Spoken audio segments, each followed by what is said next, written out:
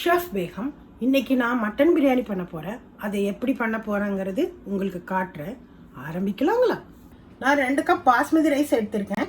இதை கழுவிட்டு தண்ணியில் ஊற வைக்கலாம். இதை 1 மணி நேரம் ஊற வைக்கலாம். இப்போ பிரியாணி பண்ணுறதுக்கு 1 கிலோ மட்டன் எடுத்திருக்கேன். அதை இப்படி பீஸாக வெட்டி நல்லா கழுவி வச்சுருக்கேன். முதல்ல இதை மெரினேட் பண்ண போகிறேன். இதுக்கு முதல்ல 1/2 கப் தயிரை போடுறேன். இதில் 1 டேபிள் ஸ்பூன் மல்லி பவுடர், 1 டீஸ்பூன் வத்தல் powder, 1 teaspoon garam masala, 2 teaspoon இஞ்சி பூண்டு விழுது, ஒரு புளிஞ்ச லெமன் சாறு, கொஞ்சம் உப்பு. இப்போ இதை நல்லா விரவலாம். இந்த மாதிரி நல்லா எல்லா பக்கமும் வீட்டில் படுற மாதிரி விரைய வச்சுக்கலாம். இப்போ இதை மூடியை போட்டு மூடி 1/2 மணி நேரம் ஊற வைக்கலாம்.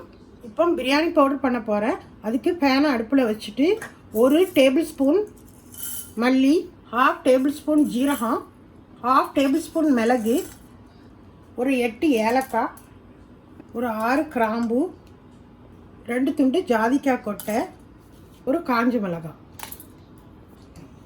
இதை மிதமான சூட்டில் வறுத்துக்கிறேன். இது வாசனை வர வரைக்கும் வறுத்து எடுத்துருக்கேன். இப்போ மிக்ஸி ஜாரில் மாற்றி பொடி பண்ணிக்கிறேன்.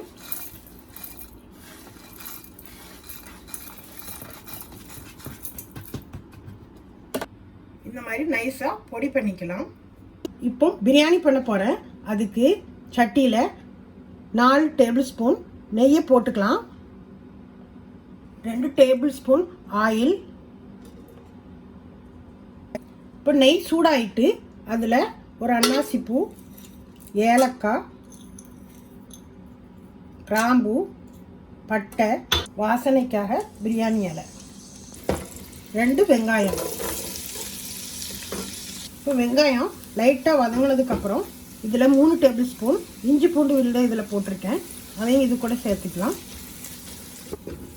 இப்போ வெங்காயமும் இஞ்சி பூண்டும் வதங்கி வாசனை வந்ததுக்கப்புறம் ஒரு தக்காளியை இதில் போடலாம். ஒரு 2 பச்சை மிளகாவையும் இந்த மாதிரி கட் பண்ணி போட்டுக்கலாம். இப்போ வெங்காயம் தக்காளி எல்லாம் சேர்ந்து நல்லா முருகிடுச்சு. கொஞ்சம் நல்லா வதங்கி வருது. இப்போ நான் கேஸை லோவில் வச்சு தான் இந்த மாதிரி பண்ணிகிட்ருக்கேன்.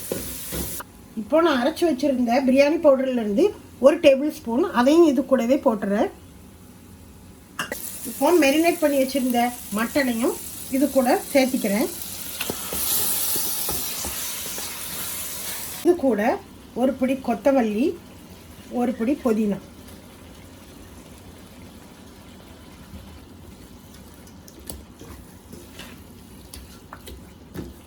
இப்போ கறி வேகிறதுக்கு 3 கப் தண்ணி ஊற்றிருக்கேன். இப்போ மூடி போட்டு மூடிக்கலாம். நான் இப்போ குக்கரில் இதை வேக விடலை. நான் இப்போ சட்டியில் தான் வேக விட்டுருக்கேன். குக்கரில் போட்டால் குயிக்காக ஆகிடும். நான் சட்டியில் வேக விடுறதுனால இது 1 மணி நேரம் ஆகும் வேகிறதுக்கு.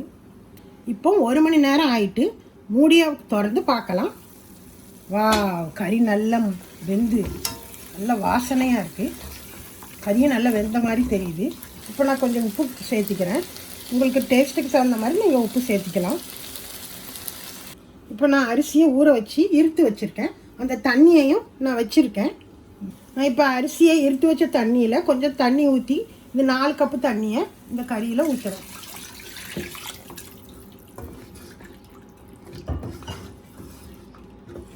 இப்போ தண்ணி நல்லா கொதிச்சு வந்துட்டு இப்போ நான் அரிசியை இது கூட போட்டுக்கிறேன்.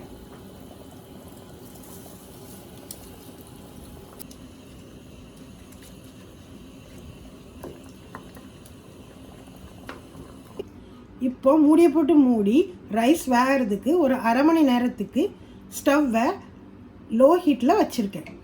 இப்போ 1/2 மணி நேரம் ஆகிட்டு மூடியை திறந்து பார்க்கலாம். வா, ஸ்மெல் தூக்குதே. பார்க்கலாம் ரைஸ் எப்படி இருக்குதுன்னு. இப்போ ரைஸை எல்லா பக்கமும் நம்ம கிண்டி விடலாம். இப்போ பாருங்கள், பிரியாணி நல்லா ரெடி ஆகிட்டு ஒன்றா ஒட்டாமல் ரைஸு அழகாக உதிர்ந்தாப்பில் வந்திருக்கு. அருமையான ஒரு பிரியாணி ரெடி ஆகிருக்கப்பா. ஒரு அருமையான பிரியாணி தயாராகிடுச்சு. நீங்களும் இந்த மாதிரி செஞ்சு பாருங்க. இந்த வீடியோ பார்த்த அனைவருக்கும் ரொம்ப தேங்க்ஸ். உங்களுக்கு பிடிச்சிருந்தா லைக் பண்ணுங்க, சப்ஸ்கிரைப் பண்ணுங்க.